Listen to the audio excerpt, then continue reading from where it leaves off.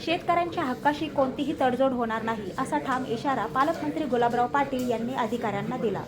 जळगाव विमानतळ विस्तारीकरणाचा आढावा घेताना प्रकल्पग्रस्त शेतकऱ्यांचे प्रश्न, शेतरस्ते आणि बाधित रस्ते तातडीने मार्गी लावण्याचे निर्देश त्यांनी दिले।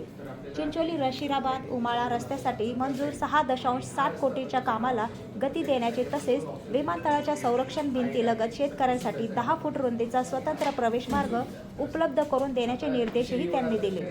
दरम्यान नशिराबाद नगर परिषदेच्या सुमारे 12.50 कोटीच्या थकीत मालमत्ता कराच्या प्रश्नांवर 15 दिवसात स्वतंत्र बैठक घेऊन तोडगा काढणार असल्याची माहितीही पालकमंत्र्यांनी दिली। आज या ठिकाणी राजमाता अहिल्याबाई होळकर यांच्या नावाने जी कर्जमाफीची योजना सरकारने लागू केली होती त्याचा आढावा माननीय मुख्यमंत्री महोदयांनी घेतला होता।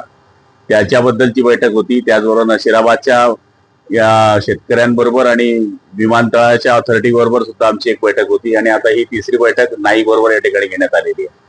त्याच्यामध्ये शेतकऱ्यांच्या कर्जमाफीमध्ये जवळपास 65,000 या ठिकाणी शेतकरी होते। त्याच्यापैकी जवळपास 50,000 शेतकऱ्यांना त्याचा लाभ मिळालेला आहे।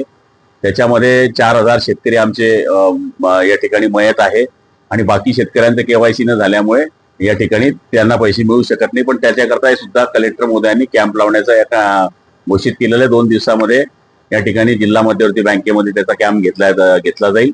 त्याचबरोबर या ठिकाणी दुसरी जी बैठक झाली ती विमानतळाच्या ऑथॉरिटीच्या बाबतीमध्ये होती।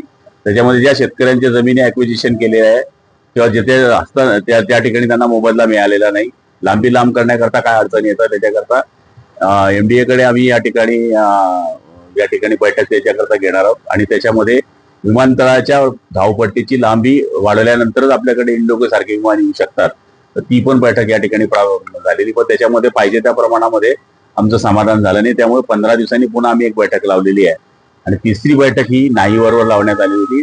केंद्रीय समितीचे काही माणसं अजून त्यांचे आलेले नाही, पण त्यांचे एक प्रतिनिधी या ठिकाणी आलेले आहे। जे 3 दिवसामध्ये केंद्राची समिती यायला पाहिजे होती ती आपल्याकडे आली नाही। ती 7व्या दिवशी एक माणूस त्यांनी आता पाठवलेला आहे।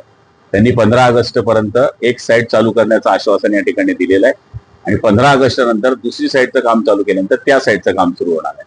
त्याच्यामुळे ह्या 3 बैठका अशा पद्धतीच्या पार झालेल्या आहेत।